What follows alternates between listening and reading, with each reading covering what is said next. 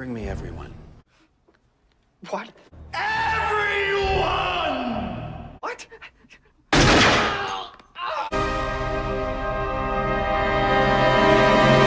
So 1994 was like an amazing year in movies, I think.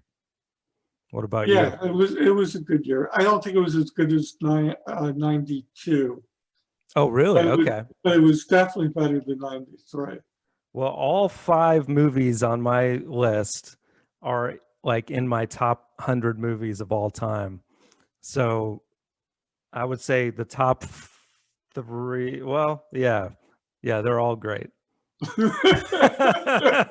you may disagree with my number 5 though. So you want to start first? All right. My number 5 is Stargate. Ah, okay. Man, I forgot all about Stargate. Yeah. It spawned, I don't even know how many TV shows. Yeah. Stargate Atlantis, Stargate, at least 2 or 3. And then it also spawned another 2 movies that came afterwards. So it was probably one of the best scientific movies. Yeah, not science fiction movies, not scientific. Well, it was scientific also. Well, yes. Who was the star of this? I forget. Kurt Russell. Oh, right. Yes. And James Spader. Uh-huh. Yep. Yeah, I knew Spader was in it. Yeah. Okay. Yeah. Spader was the science guy. Russell was the muscle. Right. Of course. Of course. Okay. Very good. So they find, it starts out in 1928. They find this contraption in the desert in Egypt, and they're trying to figure it out. And it turns out that it's basically some sort of like warp travel machine. Right. And they just have to get the dialing correct with the symbols and everything. Yeah, exactly. So it's kind of like adult time bandits in a way. Yeah, I like that. So, and then it turns out that there's, aliens from outer space and, of all this other stuff. Yeah, so. Scientific. But it was, it was really, really a good movie. And like I said, it had many other TV shows and movies that came about because of it. Right. So it's like more like a cult type film. Yeah, right. Yeah, well, good pick. Well, my number 5 is not sci-fi, nor is it scientific in any way. And it is Dumb and Dumber. That's on your top 100. No, actually, it was a good movie. Yeah, it's one of, out of all the dumb comedies out there, it's one of the best. Right. I mean, as far as how many laughs are in it, it's almost, up there with Airplane, because it's just nonstop insanity. No, that was another movie you made me see with you. Yes. I mean, there's so many lines from that movie. Just Jim Carrey, you can tell he's just ad-libbing most of the thing, like where he comes out of the gas station and he goes to the guys, "Hey guys, big gulps, huh? Well, see you later." And just like the dumbest stuff. And Jeff Daniels was great. He had done mostly dramas up till that point, and this showed that he could do a little bit of anything. Actually, in an interview recently, he said that his producer told him, "This might ruin your career," and he went for it and went all in for sure. I mean, the toilet scene, just everything. It's so ridiculous. And I didn't think the sequel was really that good. No, yeah. And too much time had passed. The third sequel, which just came out last year. Oh God, that didn't even have like any of the original actors, right? The third one. Yeah. I mean, it's like, so anyway, yeah, nothing can top the first one, and just the whole thing with them going to Aspen to return the suitcase to this lady and all the craziness that ensues. I mean, them. One of the best things, I quote this all the time, because like if you're having a bad day and you get home, you say, "We lost our jobs, we have no food, our pets' heads are falling off." Because the bird, and then they tape the bird's head back on and give it to the blind kid. I mean, it's just so much joke upon joke. So gotta love Dumb and Dumber, man. But I Yeah. promise my list gets more serious from here. More serious. Yes. So what's your number 4? My number 4, and it's probably higher on your list. Mm-hmm. This is a dark comedy. Okay. I believe it was Tarantino's second film, Yep. Pulp Fiction. That's right. And it actually is also my number 4. Is it really? So Wow, not good. higher. Yeah. Wow, a tie. Yes. Yeah. Yeah. I would say it's Tarantino's maybe his best to this day, even though I like Inglourious Bastards more. A lot of people still hold this in high esteem for sure. No, I thought actually I liked Inglourious Bastards also. Yeah. Probably more than this one. I This can't one- remember. We this got to one- go back to our top 5 Tarantino episode and review Yeah, the right. tape. But Yeah. this one is great. I mean, the dialogue is really what makes it great. And the fact that, as you call it, a dark comedy, if you go into it realizing that's what it is, you enjoy it a lot more. Yeah, I mean the 3 main characters, Samuel Jackson, Yep. who is John the other- Travolta. yeah, Travolta, and Uma Thurman. Yeah. Yeah. Uma Okay. was great. Yeah, all Who was 3 an of them. unknown at the time. Yeah, and this movie launched their careers. Yeah, the casting too is brilliant. I mean, you got all these great supporting roles like Christopher Walken and Harvey Keitel.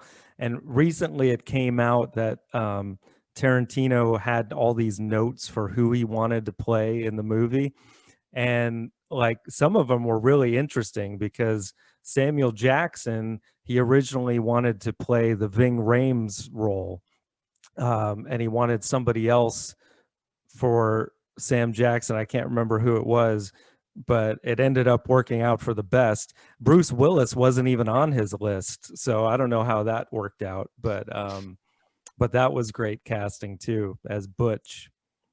Yeah, I mean, I think it was nominated for 7 Academy Awards, but it only won 1. Yeah, Yeah, for I don't know what else. screenplay probably. Yeah, But yeah, it's such an original film too because of the way that it was filmed out of sequence, and you're like, wait, what happened? He died already. Now he's back. And then Yeah. the Yeah. first time you see it is very jarring. they tried to get TriStar Pictures to make the movie first, but they turned it down. They said the movie was too demented. It was pretty demented. I mean, but then there's some scenes where there's some pure terror. Like the first time you see the scene with Uma Thurman where they have to jab her with the syringe in her heart. to bring her back to life. Yeah, I mean, yeah. that's an intense scene. Yeah, And drug overdose. Yeah. yeah, but then moments earlier they're doing the twist and winning the dancing contest and talking about the milkshakes or whatever, so it's like it's a nice day in the life of these kind of sick, twisted people.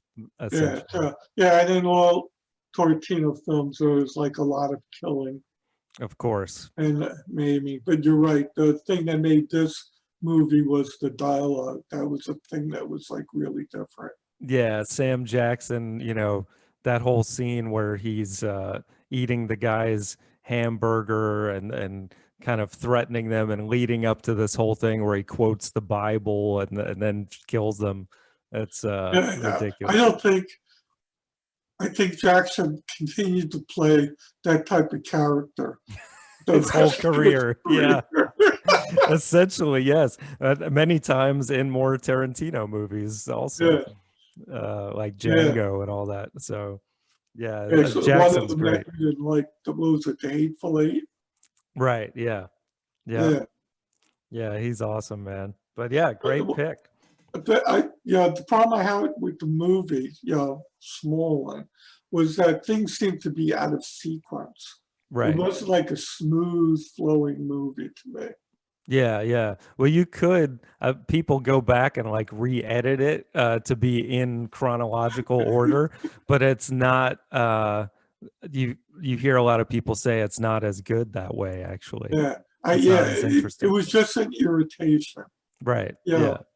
Yeah. But yeah, I wouldn't say it was detrimental. I Mhm. think that was probably one of the things that made the movie also, made the movie unique. Exactly. Yeah. Yep. Good point. All right. So what's your number 3? My number 3, and this might be one of Mark's favorite movies, Okay. The Professional. Ah, good pick. Yeah. Yeah. Also known as Leon. Yes. In the United States, it was called The Professional. Yep. In France, where it was originally made, was called Leon the Professional. That's right. And this is actually my honorable mention because Is I it really really? I do like this movie a lot. Yeah, I like this movie a lot too. Uh, it, uh, this was the first movie that Natalie Portman. yes, Natalie Portman played in. Wasn't she like 11 years old or something like that? She was really young. Her character was 12 years old. Okay. Yeah. Yeah, so I don't know if she was really that young. She was close to it, I believe, but maybe a little older. Yeah, so there was like a strange like romance going on too. Leon was like her mentor in training her to be a hitman.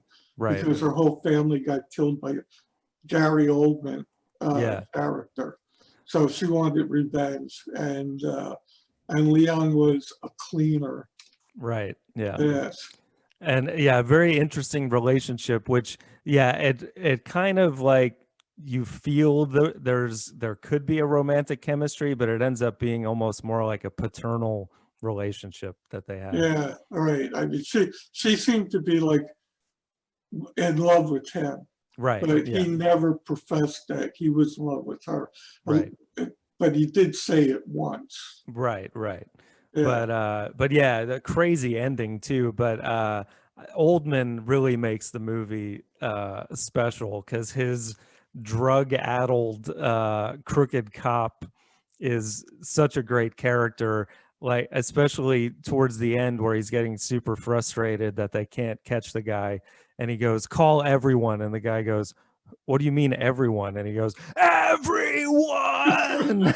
It's such an over the top acting thing, but it works so good. I love it.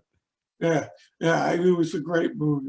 Yeah. It wasn't just about a cleaner and him working for a mafia guy.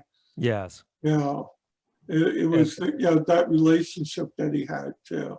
Yeah, it worked on a lot of different levels, and of course the action was great. But yeah, Portman especially, you could tell she was something special right from the get-go. So yeah, she worked in a lot of super dramatic roles right after that. Like she was the daughter in Heat, I think, which came out the following year. So yeah, and of course ended up I mean, this definitely launched her career. big time. Well, great pick. Yeah. I thought about it at my number 5, but I had to have Dumb and Dumber instead. I think it would have been better if you had Leon in it. Yeah. So I think we may have our 2 and 1 in common. I'm not sure what order. We'll see. But my number 3 is, I'm guessing, not on your list. I put Legends of the Fall. Yes, it's not on my list, but it was a great movie. Yeah, yeah, it's super I mean, cool. this was a year again, like 2 years ago, Mhm. when there was like tons of really Yeah. good movies out. Oh yeah, and this being you know, one of those kind of classic epic films, directed by Edward Zwick, who also did like other epics like The Last Samurai, but this is kind of in the vein of Dances with Wolves. As you know, the scenery up in Montana is just, the cinematography looks amazing, but the story, it's pretty dark, you know, like this family that's all fighting over the same woman, and they had of course the war plays a big role with one of the brothers dying in the war, but all-star cast with Brad Pitt, which was a huge vehicle for him at the time. Anthony Hopkins plays the father, who is really great, like especially when after he has the stroke and he's going, screw him, screw the government, with the speech being messed up. And it's like, it can get a little melodramatic at times, almost like a soap opera, but it's just so well done that it's a movie I revisit a lot. So so it wasn't even your honorable mention. No. Damn. Well, yeah, also the score is really good, like the music. I think that's what sucks me in, is like the scenery and the music.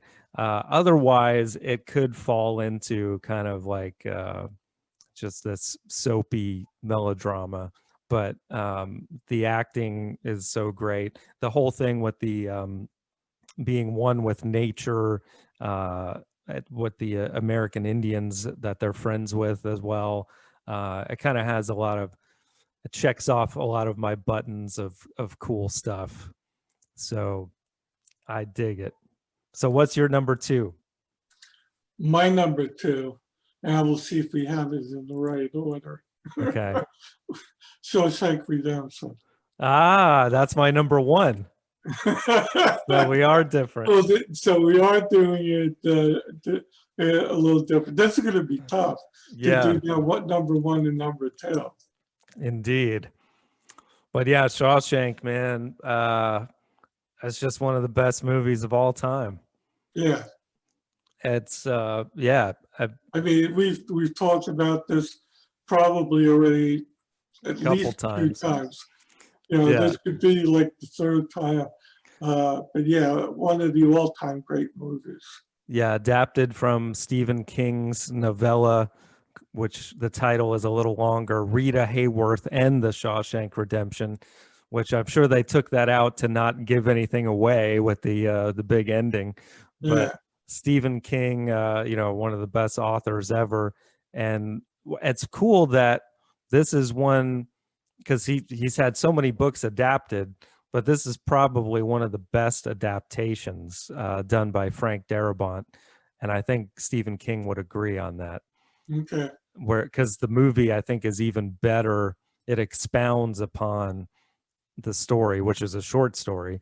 So and then they cast, you know, the casting is interesting because Red in the story is played by like this Irish guy with red hair, but they cast Morgan Freeman, and there's even a little nod to that in the movie where he says, I think it's because I'm Irish, and and you're like, what? So but yeah, he's amazing. Tim Robbins was amazing. Yeah, The relationship that they had was great, yeah, and the whole movie is about hope, really, which it's not a very hopeful circumstance. This guy, like Harrison Ford in The Fugitive, gets thrown in prison for killing his wife, which he did not do, and he just kind of learns to deal with it, basically, or so you think. right. And yeah, man, one of the And greatest endings ever. spent all his time working out a way for an escape. Yeah, yeah, one of the greatest escapes. And not just an escape.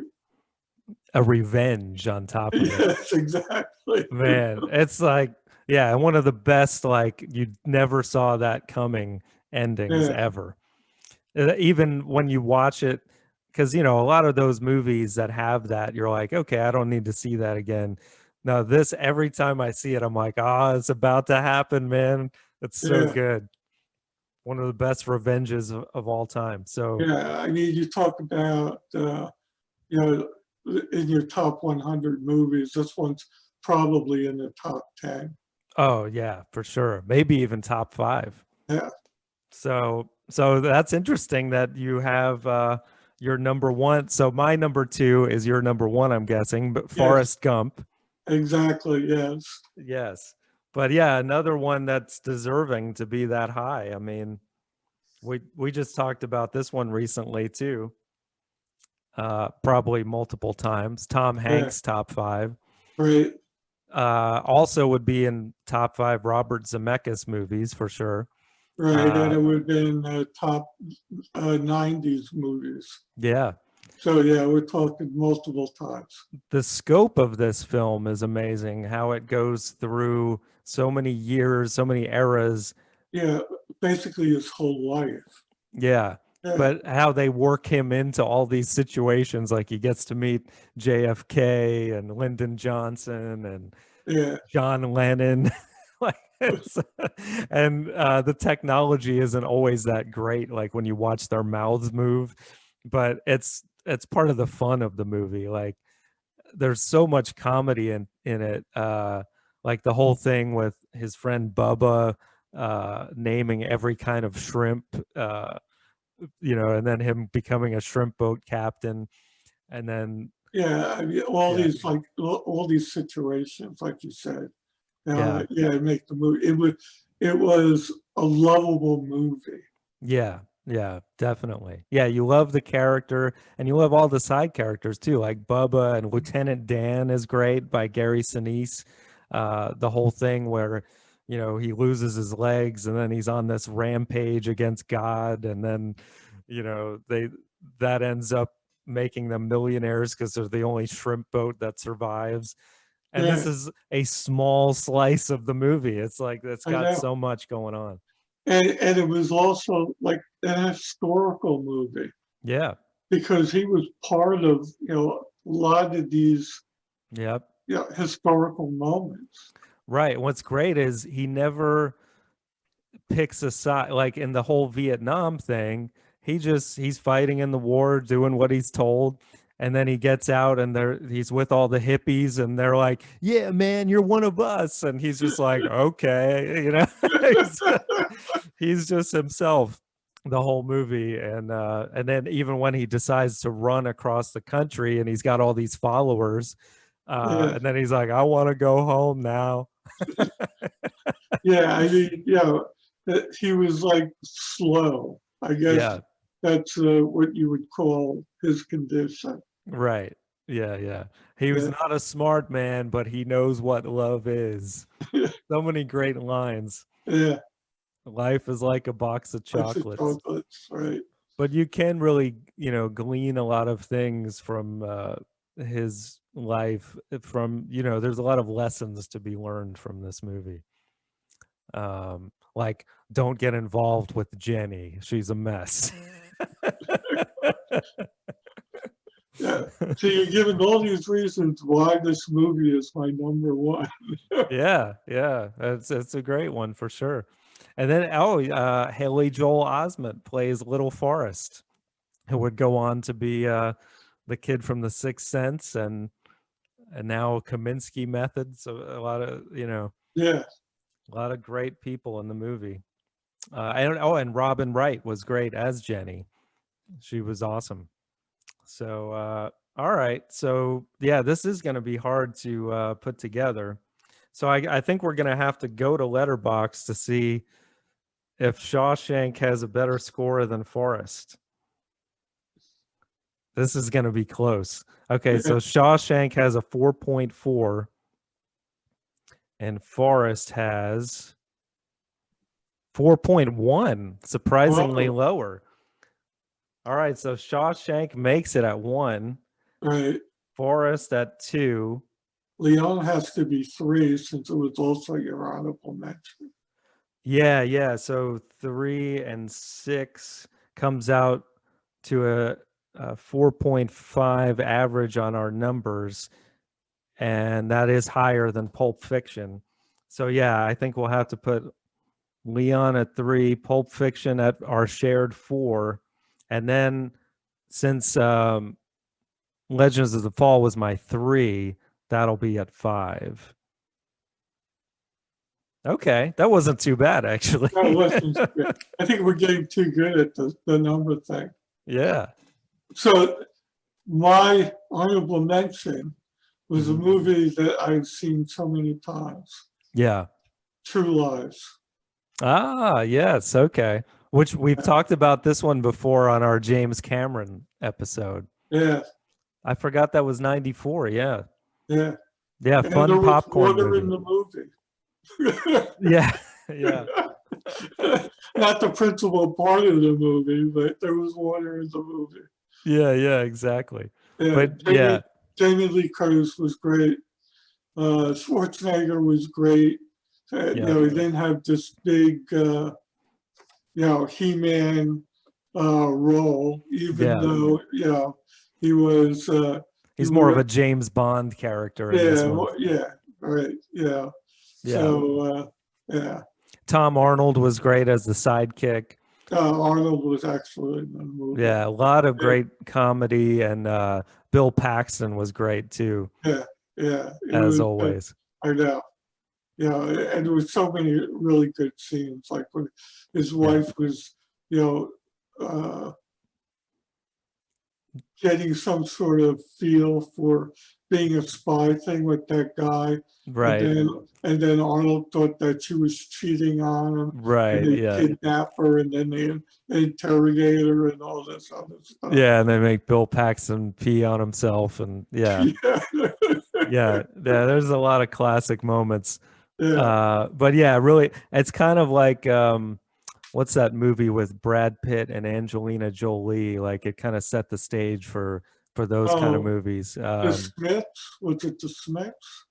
Mr. and Mrs. Smith, I think. Yeah. Yeah, I think that's it. But anyway, yeah, totally a fun movie. So yeah, good honorable mention. So okay, so now the top 5 best movies of 1994 according to 3 and 4. At number 5, Legends of the Fall. At number 4, Pulp Fiction. At number 3, Leon the Professional. At number 2, Forrest Gump. And at number 1, The Shawshank Redemption. Yeah. One of the best years in movies, man. But I say that, but now 95 is a good one too, I gotta say. That's gonna be good. You say that every year for the next one. Pretty much. Well, the 90s was really an awesome decade. I think it's up there with the 80s as 2 of the best. So, all right. Well, we'll see you on the next one. And thank you for watching. And I'll see you next time. Love you. Love you too. All right. Bye.